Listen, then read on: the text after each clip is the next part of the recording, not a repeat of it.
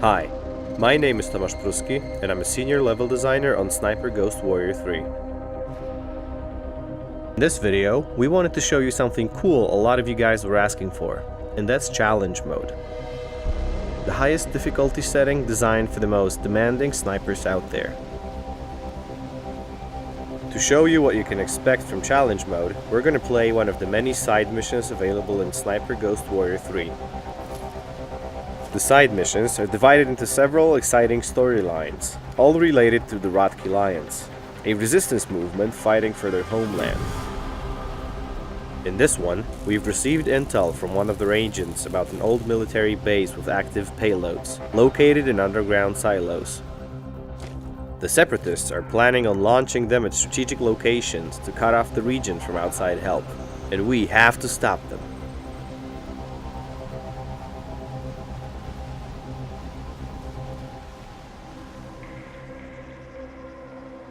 Due to the open world nature of the maps, we have to get to the mission area first. The first thing you might notice about the game is the missing HUD. That's because we're playing challenge mode. All the non-essential elements of the HUD are disabled to make players rely on their skills rather than the game's help.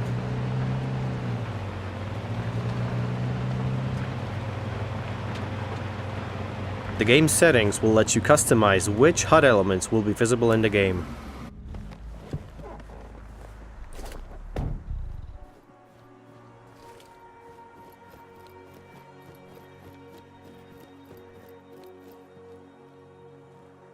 Once we are at the mission area, we'll use the drone to find out the tactical overview of the battlefield ahead of us, and look for a way inside.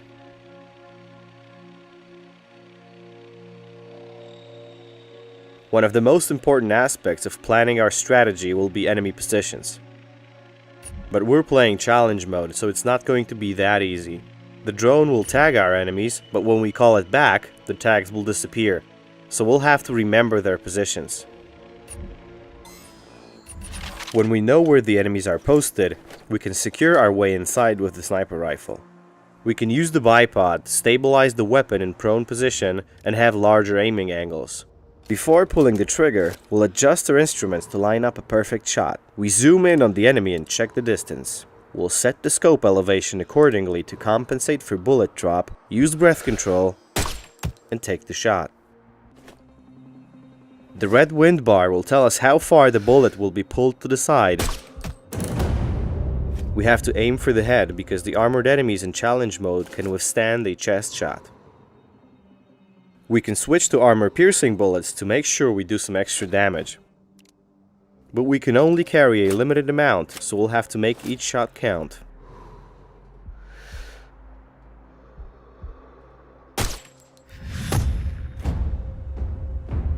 That was actually our longest shot, so we'll get a notification and an experience point bonus. Once we've sufficiently weakened the enemy defenses, we can start making our way towards the outpost. This one is fairly far away, so we'll jump in the car.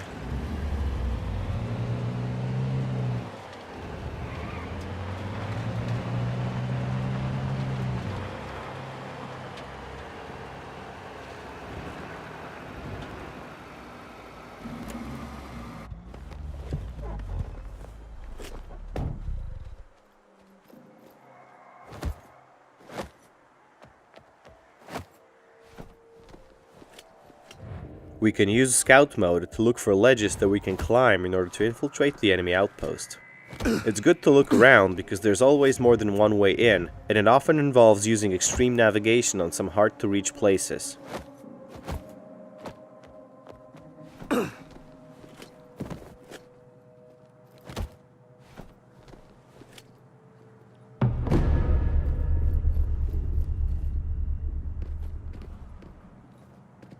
I'm in the base, Frank.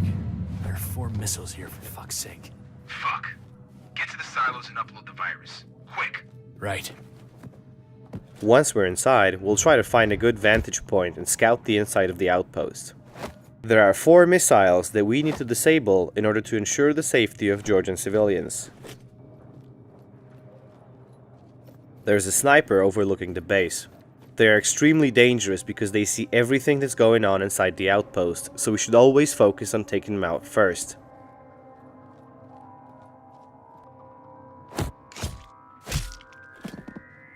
We need a tactical update, so we'll use the drone to scout the inside of the base. As you can see, the compound is actually a huge location, so we should really do our best to locate all the enemies.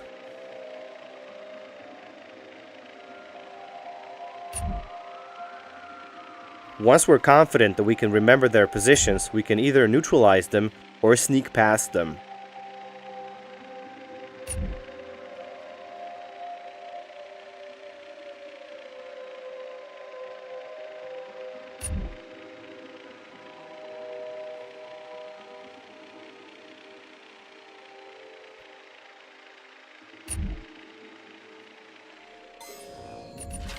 We take care of the sniper and search his body for useful stuff. We can obtain trading goods and sometimes consumable objects like healing items or grenades. This time, we do want to take out a couple of key patrols, so we'll take aim, set the scope elevation to match the target's distance, use breath control, and take the shot.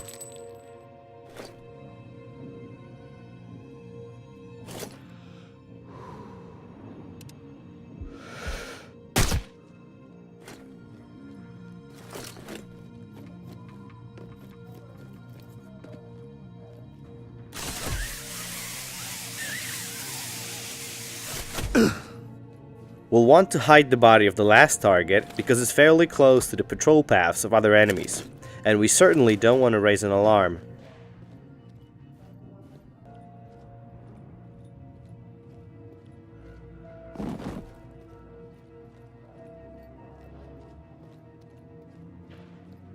The missiles are underground, so we can enter through one of those shafts and start looking.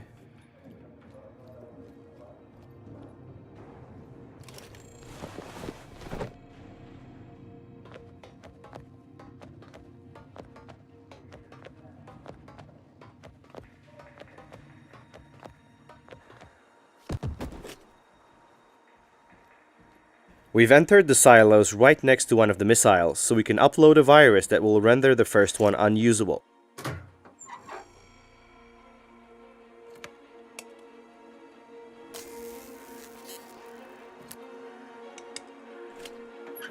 Uploading the virus.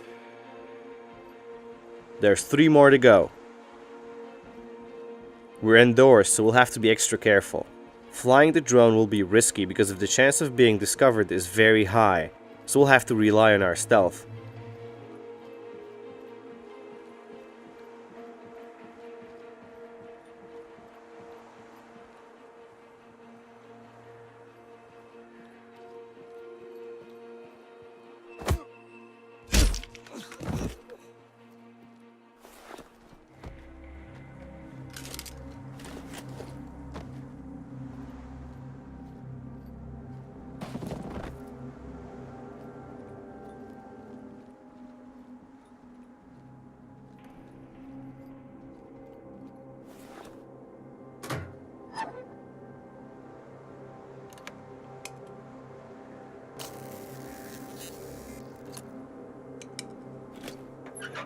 The virus is coming to the second missile. We're halfway there. 2 more missiles to go.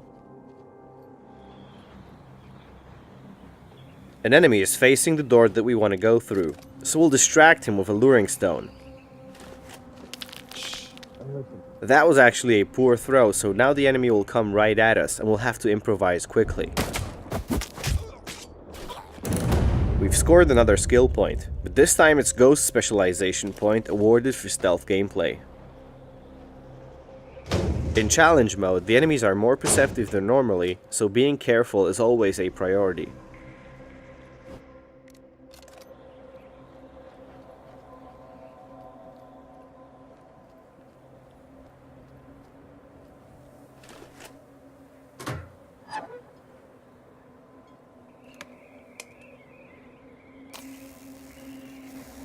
Working on the third one.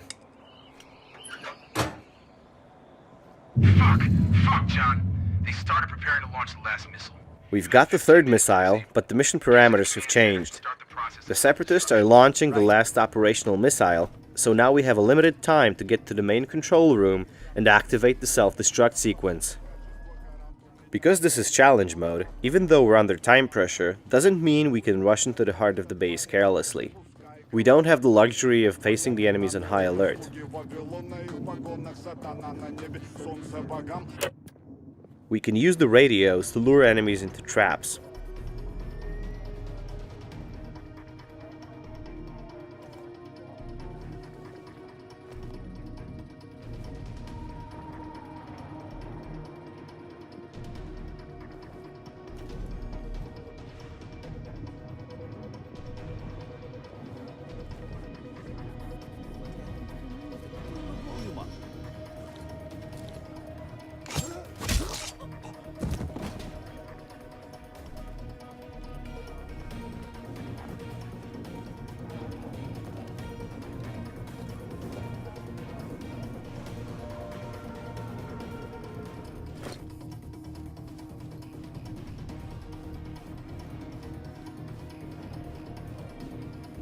There's a heavily armored enemy patrolling the perimeter.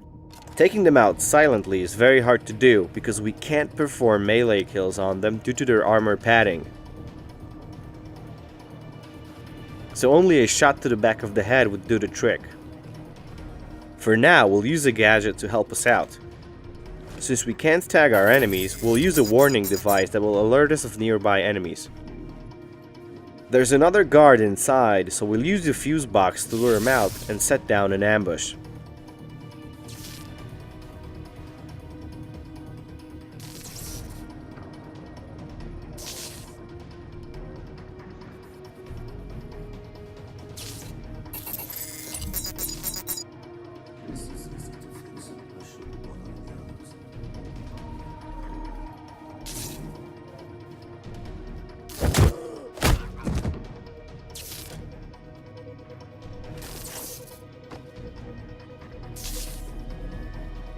Once he's out, we'll still have to hide his body to avoid detection.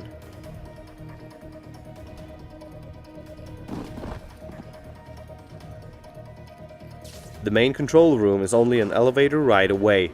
We're getting close to completing this mission. I don't care. Kick his mother in the jaw. There's two guys in the doorway. It would be extremely risky to try and rush them, so we'll use a flashbang grenade to daze them.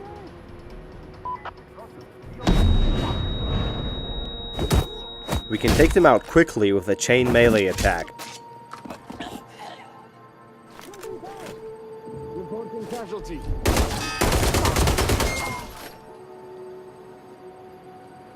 I'm in the command room. Fine.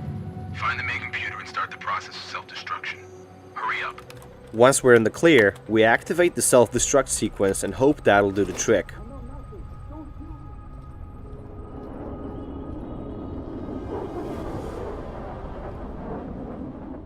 We've successfully cleared one of the side ops. That was just one of many side operations that await you in the Georgian landscape of Sniper Ghost Warrior 3. Thanks for watching.